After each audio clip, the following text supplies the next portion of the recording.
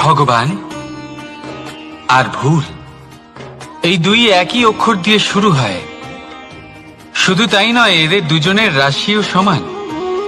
এবারে আপনারা বলবেন যে ভগবান, ভুল, এদের মধ্যে কিভাবে মিল থাকতে পারে? অনেক বড় মিল আছে। না শুধু এ এক অক্ষর দিয়ে শুরু হয়, বরং এদের বিজয় মন্ত্রটাও এক। ভগবানকে মানুন, তাকে বিশ্বাস করুন, তাকে স্বীকার করুন।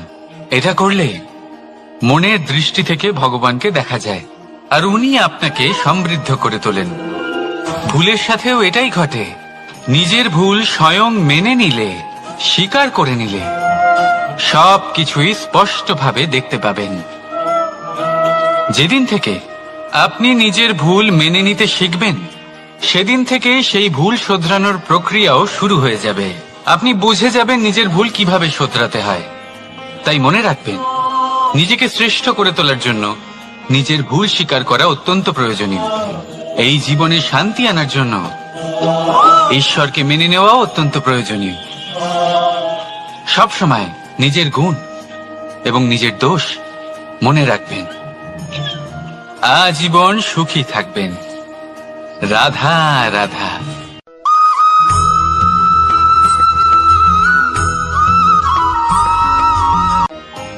পরীক্ষা এমন একটা শব্দ যেটা শুনে সংসারের বেশিরভাগ মানুষই ভয়ভীত হয়ে পড়েন। কারণটা কি? অসফলতার ভয়। পরীক্ষা এই শব্দের যদি আমি অন্য দিকটা দেখাই, তার তাৎপর্য এই নয় যে আপনার দুর্বলতা সবার সামনে তুলে ধরবে। এটা তো হলো সেই যুক্তি যা আপনার বল, সাহস, শক্তিগুলি সবার সম্মুখে তুলে ধরবে। আগে হ্যাঁ, এটাই হলো সেই যুক্তি। আপনি নিজেই কখনো দেখবেন, পরীক্ষার সময় আপনার অন্তরের অনেক গুণ বাইরে বেরিয়ে আসে। এমন কোন শক্তির উদ্ভব হয় যার বিষয়ে আপনি নিজেও জানতেন না, ঠিক কিনা? তাই এই পরীক্ষাকে কখনো ভয় পাবেন না। বিশ্বাসের সাথে নির্ভীক হয়ে এটার সম্মুখীন হন। দিনের শেষে এই পরীক্ষা শুধুই আপনাকে উজ্জ্বল করবে, আপনাকে আরো শ্রেষ্ঠ করে তুলবে। তাহলে আসুন আমার সাথে ভালোবেসে বলুন, রাধা রাধা।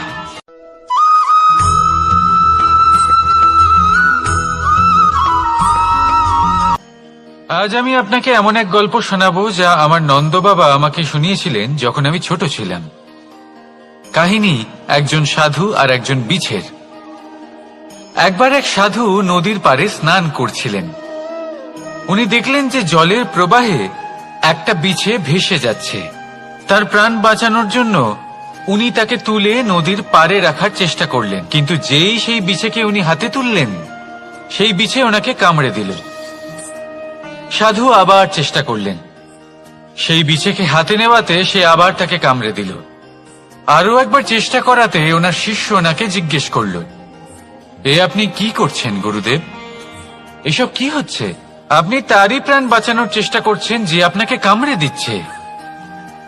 গুরুদেব উত্তর দিলেন যে ও বিছে হয়েই নিজের কর্ম করছে, নিজের প্রবৃত্তি, নিজের ব্যবহার বদলাচ্ছে না।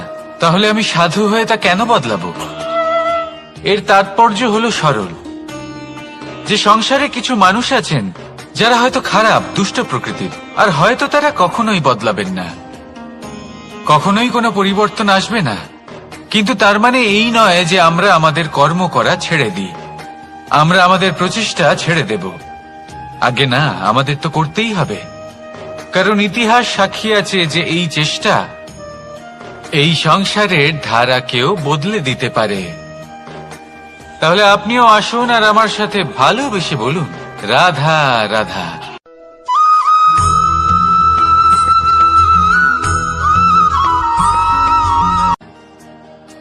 দাদা আমাকে সব সময় জিজ্ঞাসা করেন যে কানাই, তোমার এই মুখের হাসি, তোমার মুখে সব সময় কেন থাকে, কিভাবে থাকে? সামনে শত্রুপক্ষকে দেখেও ধৈর্য হারাও না, কেউ তোমার নিন্দে করলেও তার সাথে ঝগড়া করো না, কেউ তোমার বিষয় খারাপ ভাবলেও তাকে ঘৃণা করো না। কিভাবে আর কেন করো? আপনার মনেও নিশ্চয়ই এই প্রশ্ন আসে। এবারে বলি, এর উত্তর অত্যন্ত সরল। কখনো দেখেছেন গরু আর তার বাচ্চাকে কিভাবে সে তার মায়ের দুগ্ধ পান করে? সুখে থাকে, কারণ ও জানে যে ওর মা এই দুগ্ধরূপী অমৃত ওকে খাওয়াতেই থাকবে।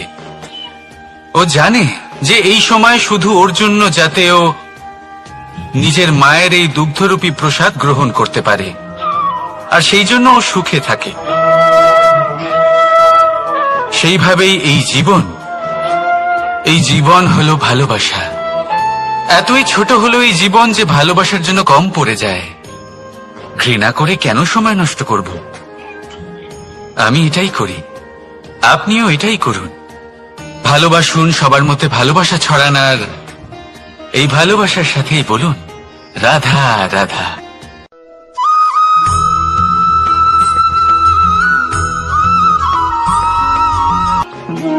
মানুষ জীবনে সবসময় শিখরে পৌঁছতে চায়, অনেক উঁচুতে উঠতে চায়, আর তার জন্য তারা কি না করে, পরিকল্পনা করে, ষড়যন্ত্র করে, প্রার্থনা করতে থাকে, আবার কারোর কাছে সাহায্যও চায়। কিন্তু এত কিছু করা সত্ত্বেও অনেক সময় মানুষ শিখরে পৌঁছতে পারে না। যদি পৌঁছেও যায় তাও খুব তাড়াতাড়ি নিচে নেমে আসে। এর কারণ কি? একটা উদাহরণ দিয়ে বোঝানো যাক। এই হলো ময়ূর পেখম, আর এই হলো পাথর। যদি এই পেখমকে হাওয়ায় ছুঁড়ে দিই তবে ও উড়তে থাকে, কিন্তু এই পাথর অতি শীঘ্রই মাটিতে নেমে আসে। এর কারণ কি? ভার। এই পাথর হলো ভারী, আর এই শিক্ষাই আমাদের গ্রহণ করতে হবে। ঠিক এইভাবেই যদি আমাদের মন দ্বন্দ্ব আর অহংকার দ্বারা পরিপূর্ণ হয়ে থাকে, তাহলে তা কখনোই শিখরে পৌঁছবে না। পৌঁছে গেলেও খুব শীঘ্রই মাটিতে নেমে আসবে। তাই এই মনকে হালকা করতে শিখুন, অহংকারকে, এই হিংসাকে ত্যাগ করুন। তারপর উঁচুতে উড়ে তো দেখুন কত উঁচুতে উড়তে পারবেন আপনি। আসুন আমার সাথে ভালোবেসে বলুন রাধা রাধা।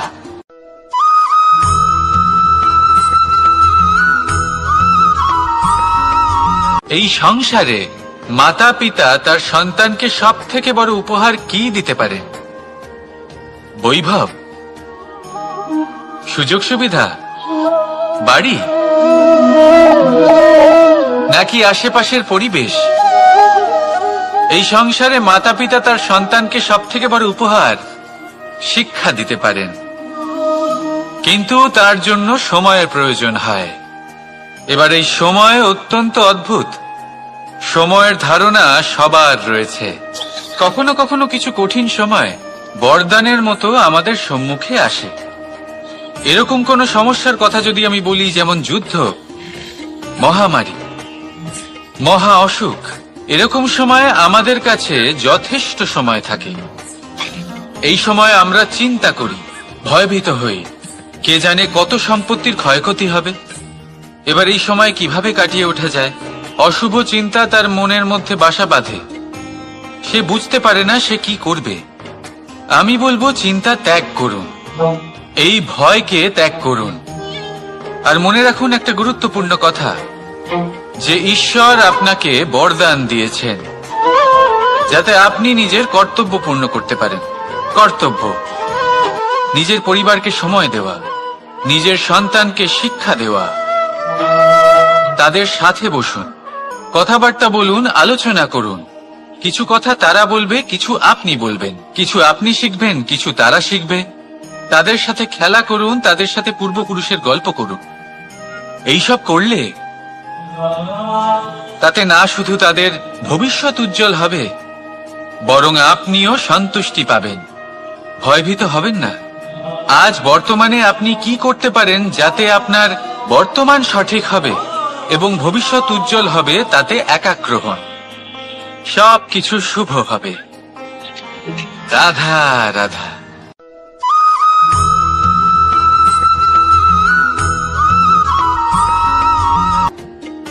মানুষ এক অত্যন্ত বিচিত্র প্রাণী। পরিকল্পনা করে, ষড়যন্ত্র করে, প্রচেষ্টা করে, কাউকে পরাজিত করার চেষ্টাও করে। সাপকে একটা দড়ি মনে করে হাতে চেপে ধরার চেষ্টা করে, কিন্তু একটা কথা বুঝতেই পারে না, সময়ের এই সাপ, এটা হাতে চেপে ধরাই যায় না। আর আপনি যা করবেন তা আবার ফিরে আসবে আপনারই সামনে। দেখুন, এতে কিছুই যায় আসে না যে আপনি কুম্ভকারের পুত্র নাকি কৃষ্ণের পুত্র।